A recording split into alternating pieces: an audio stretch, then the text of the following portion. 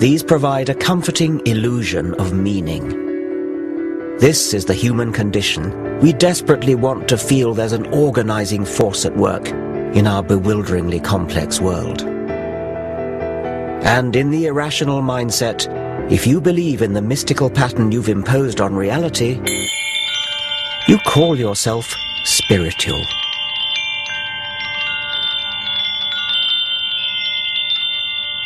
Spirituality is a prized commodity.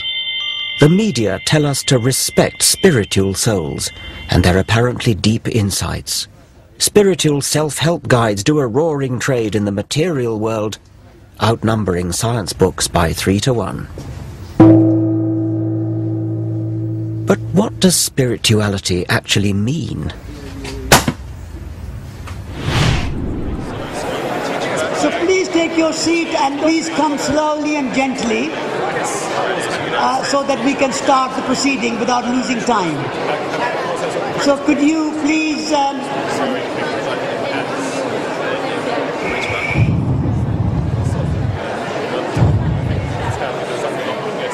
Satish Kumar is the editor of Resurgence, an ecological magazine at the sandal-wearing end of the Green Movement, and he counts amongst his many fans Prince Charles and the Dalai Lama. I represent the entire history of evolution. I was present in the beginning, the first Big Bang, and I'll be here for billions of years to come. But isn't Satish's spirituality just about imposing yet another superstitious false positive? World is made of two elements. One element is visible element. The other aspect of creation is invisible dimension, things we cannot see. So what is that element which is invisible? I call it spiritual. When you go in a room, you say there is a good feeling here. There is a spirit of the room. Well, now you've changed to something rather different. The spirit is a very big and very holistic and very inclusive word. It is not defined in a one particular way. So when you go in a room, you can say the tree has a spirit. A rock has a spirit. It's a living rock for me. Nature without spirit cannot exist. Like a tree cannot exist without the sunlight, it cannot exist without rain, it cannot exist without soil, also it cannot exist without the tree-ness. The tree-ness is the spiritual quality. Or the rockness. Or the rockness. When you talk about the rockness or the quality of a rock, I can see as a scientist a rock has hardness and things like that, but I think that's not quite what you mean.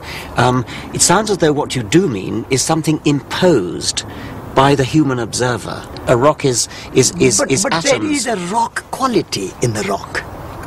Well, that's a matter of assertion. I mean, you are now simply asserting that. Asserting, I'm understanding it. This is my understanding. Okay. Some may understand more fully than others, but it is not imposed. It is there.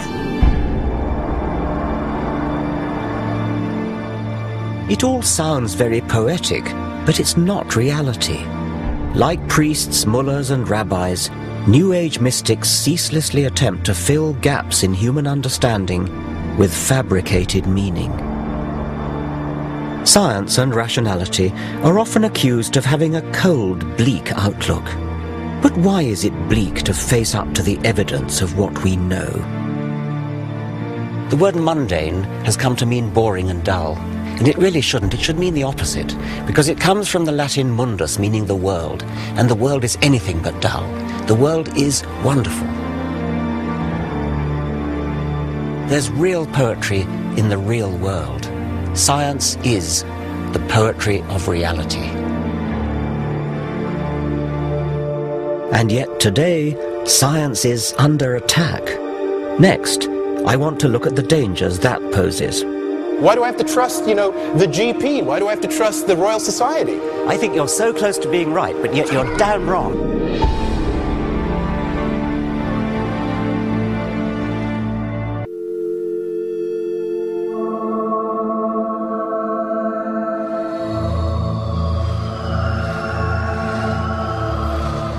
In the last 50 years, science has put a man on the moon, cloned a sheep, decoded the human genome.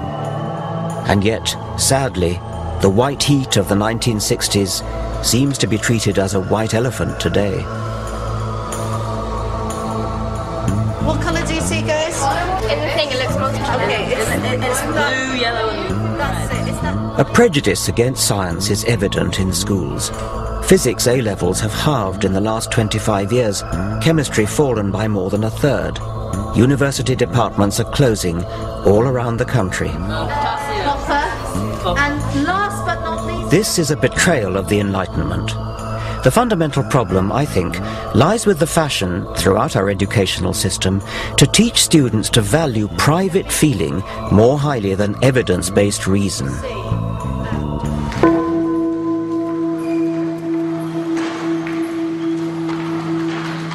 This is rooted in the postmodern relativist agenda. For relativists, scientific truth is just a patriarchal Western orthodoxy that, like the old Roman Catholic Church, stands in the way of other equally valid outlooks on the world. With things like the paranormal, the drive for alternative medicine, all these kinds of movements away from the orthodoxy in science, I see it a lot as like the Protestant Reformation was vis-a-vis Roman Catholicism. Internet, in a way, is kind of functioning as a kind of information source, very much like the printing press did in the 15th century and 16th century, that is in a sense empowering people to sort of look up stuff for themselves in terms of different kinds of treatments and things like that, and in a way not trusting the experts anymore. And well, look, why do I have to trust, the GP? Why do I have to trust the Royal Society? I think you're so close to being right, but yet you're damn wrong. You're absolutely wrong. I would like to take that ball and run with it in a different direction. Yes, we want to question authority. We don't want to say, because this person is the president of the Royal Society, therefore what he says is right. We've got to go back to the evidence and find out what is actually true. The problem is, of course, people may look at the same evidence and then reach a somewhat different conclusion from what the head of the Royal Society reached. And so they'll say, well, look, I looked at the evidence too, and I'm not persuaded by this. That's where you start getting a kind of an opening up of science.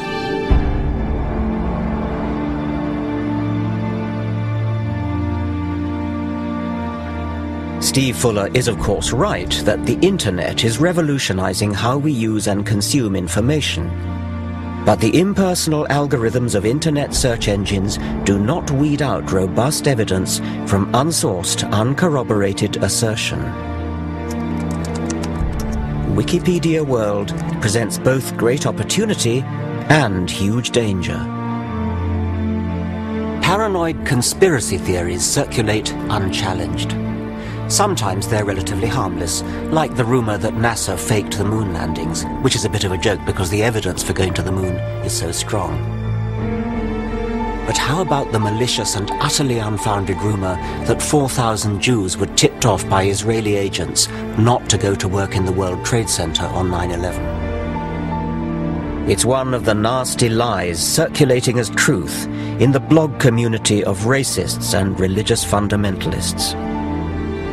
Now such people can find each other anywhere in the world instantly, whipping up scares and reinforcing their paranoia and delusions. As evidence is devalued, even medical progress has become a target. Her lungs had gone into spasms, she was vomiting. Hundreds of families blame the MMR vaccines for autism, brain damage and meningitis. When one report, now widely discredited, wrongly linked MMR vaccine with autism, an innuendo circulated that the establishment was conspiring to risk our children's health. It led to hundreds of thousands of parents failing to protect their offspring from the threat of measles, a serious disease that, in Afghanistan, kills 35,000 people a year. This is the world of private hunches and no respect for evidence. Reason has built the modern world. It is a precious but also a fragile thing, which can be corroded by apparently harmless irrationality. We must favor verifiable evidence over private feeling.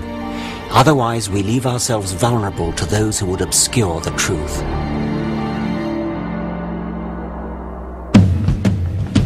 Next